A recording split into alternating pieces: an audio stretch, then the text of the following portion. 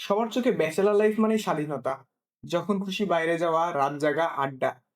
কিন্তু আসল সত্যি কি জানেন? ব্যাচেলর লাইফ হলো এমন এক মুভি যেখানে হিরো হচ্ছি আমরা আর ভিলেন হলো স্ট্রাগল।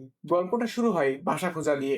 বাড়িওয়ালা যখন জিজ্ঞাসা করবে তুমি ব্যাচেলর, আমরা যদি বলি হ্যাঁ, উনি আমাদের দিকে এমন ভাবে তাকাই মনে হয় আমরা কোনো অপরাধী। তখনই বোঝা যায় আসলে বাসা পাওয়া মানে শুধু লাক না, পিওর মহাযুদ্ধ।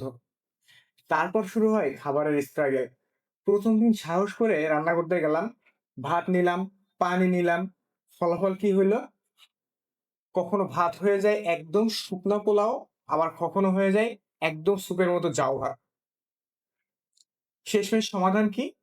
নুডলস অথবা ডিম ভাজি, আর বেশি হলে অনলাইন অর্ডার। মাসের প্রথম সপ্তাহ আমরা সবাই রাজা, যা ইচ্ছা খাই তাই খাই, ধুমধাম করে খাই। কিন্তু মাসের শেষ সপ্তাহ, পকেট খালি, ফ্রিজ খালি, আর টেবিলে শুধু ডাল ভাত। কখনো কখনো শুধু চা খেয়েই পার করতে হয় রাত। সেই সময় টাকার ভ্যালু যে কত তখনই বুঝি। একটা 50 টাকার নোটও তখন মনে হয় পুরা একটা গোল্ড মেডেল। এবার আসা যাক ব্যাচেলারদের ঘর। ব্যাচেলারদের ঘর হলো আসলে একটা ডকুমেন্টারি স্পট।